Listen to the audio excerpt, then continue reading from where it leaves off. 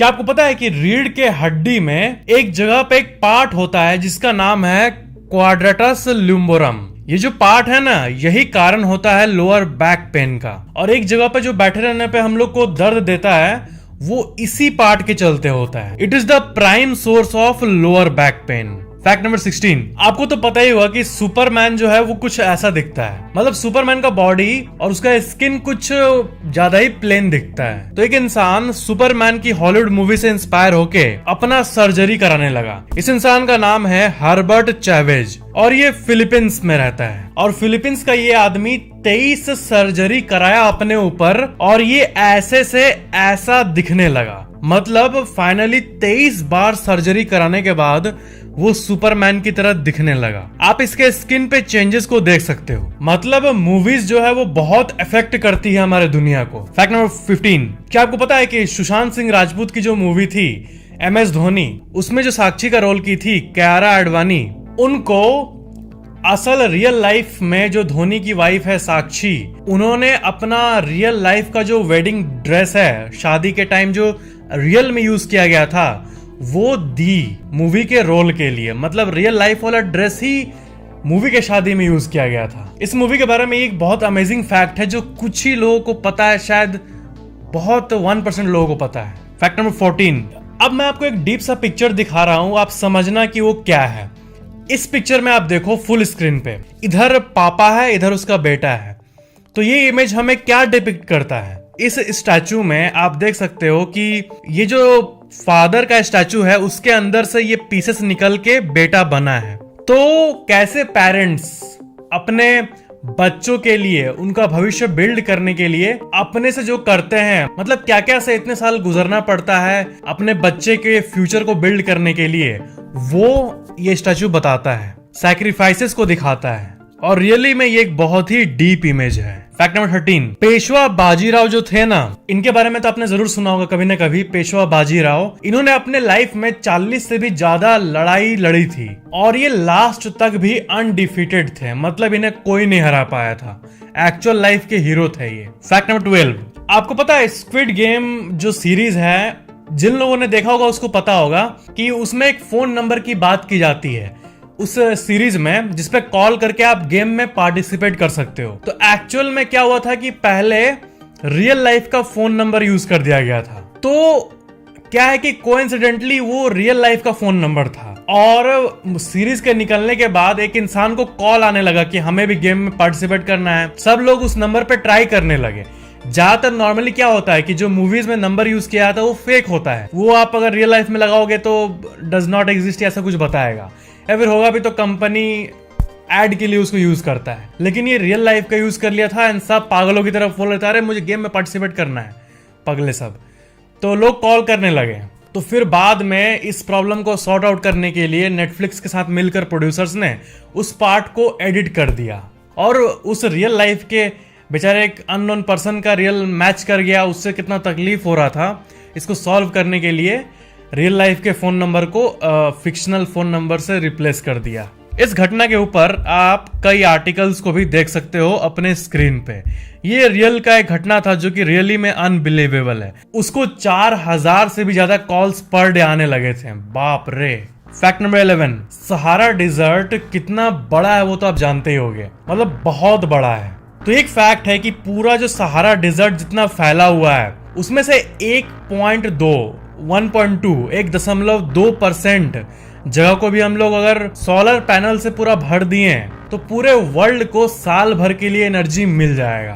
But ऐसा है अगर, तो सब इतना पावर जनरेशन के लिए इतना स्ट्रगल क्यों करते हैं? सब कोई ऐसे बिछा के सहारा डिजर्ट पे ऐसा कोई सिस्टम क्यों नहीं लाता है कि पूरे वर्ल्ड को पावर मिल जाए? तो पहली बात कि ये बहुत ही महंगा होगा। उतने सारे सोलर पैनल्स को लाना कोई एक कंपनी या फिर एक ऑर्गेनाइजेशन ही करेगी ना, उसके ऊपर इतना बोझ आ जाएगा कि वो खुद कंगाल हो जाएगा।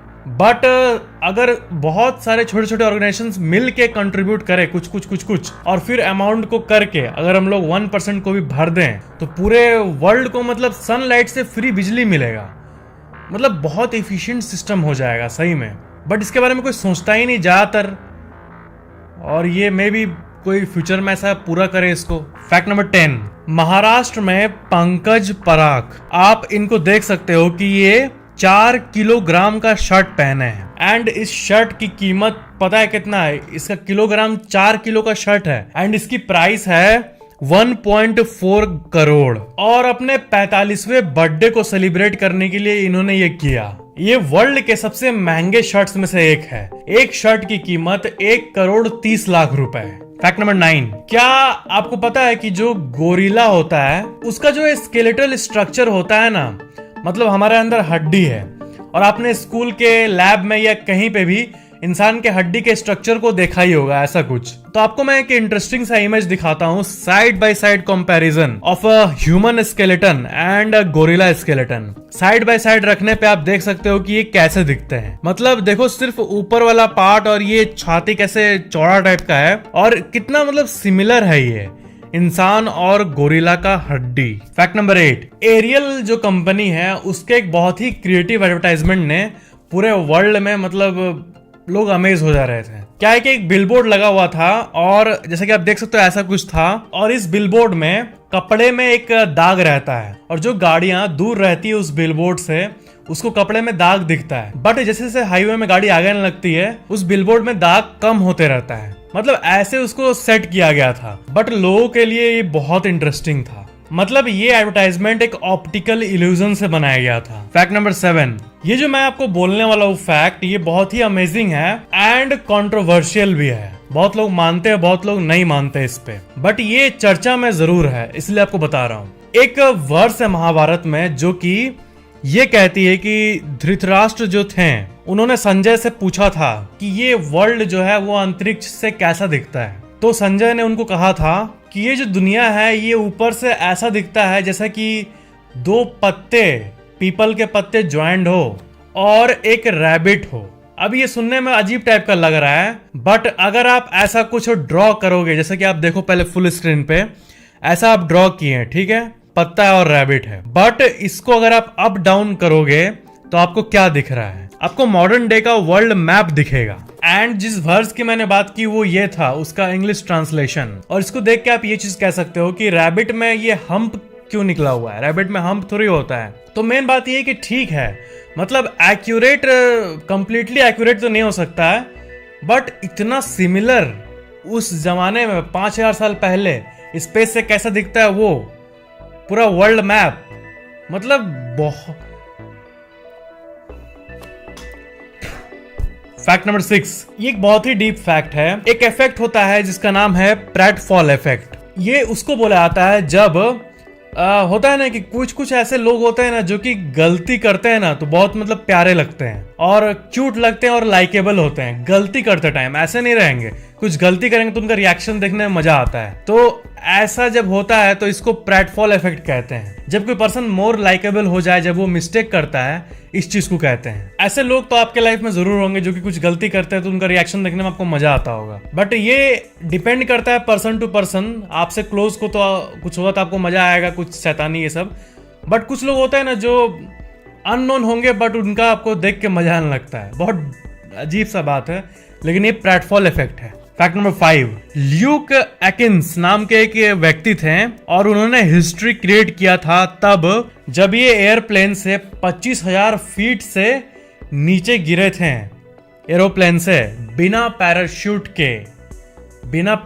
के गिरे थे और नेट पे आके गिरे थे। ऑफ कोर्स जमीन पे को कैसे सस्टेन करेंगे, बट उतना हिम्मत रखना कि बिना पैराशूट के प्लेन से कूद जाना और ये भरोसा रखना कि हाँ मैं सीधा ही गिरूंगा और सक्सेसफुली आके नेट पे गिर जाना, ये अपने आप में बहुत अमेजिंग बात है।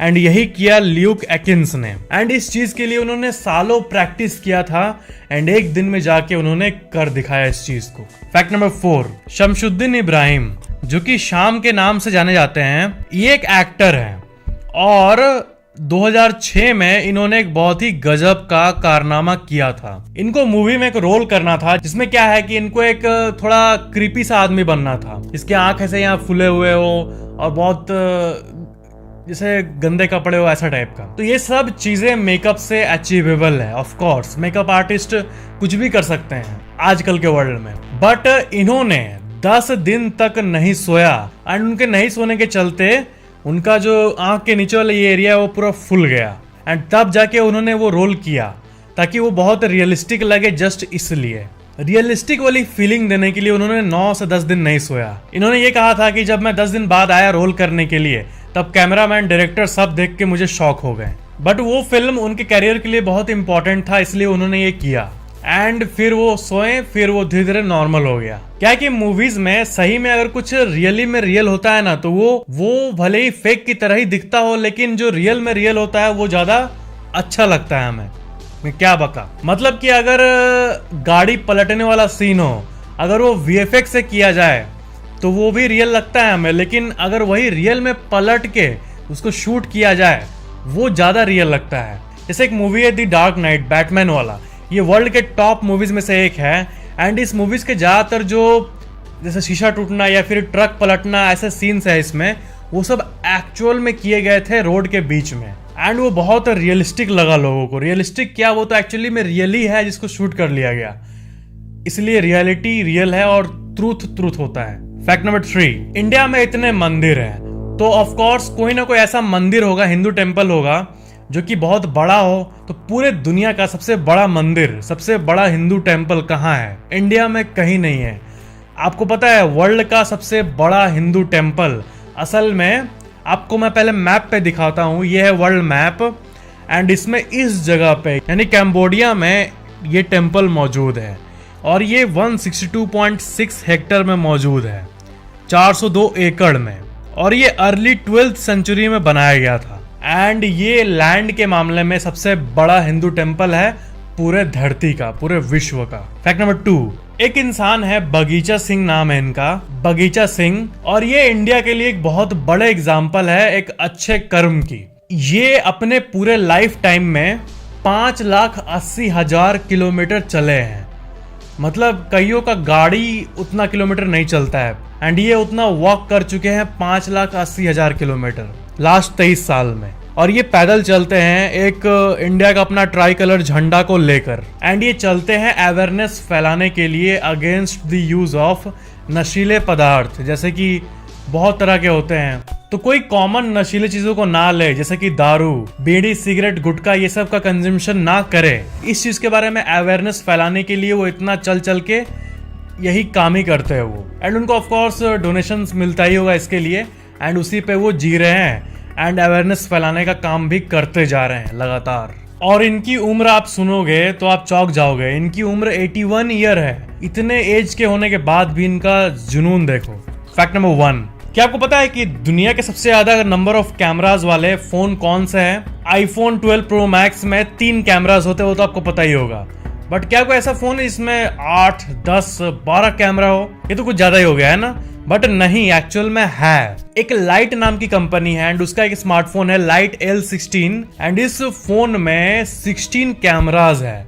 इस फोन में 16 कैमरा मौजूद हैं एक ही फोन में, लिटरली। बट क्या हुआ कि ये 2017 में लॉन्च हुआ था, लोग उसे कुछ नेगेटिव रिव्यूज देने लगे क्योंकि पता नहीं, पहली बात इसकी प्राइस करीब $2,000 यानी 1,30,000 के आसपास थी और लोगों को शायद परफॉर्मेंस उतना अच्छा नहीं लगा एंड इसलिए ये प्रोडक्ट डिसकंटिन्यू हो गई। बट स्मार्टफोन मार्केट में एक नाम जरूर बना के गई हाईएस्ट नंबर ऑफ कैमरास के मामले में। अब जो लाइट कंपनी है वो स्मार्टफोन इंडस्ट्री में काम नहीं करती।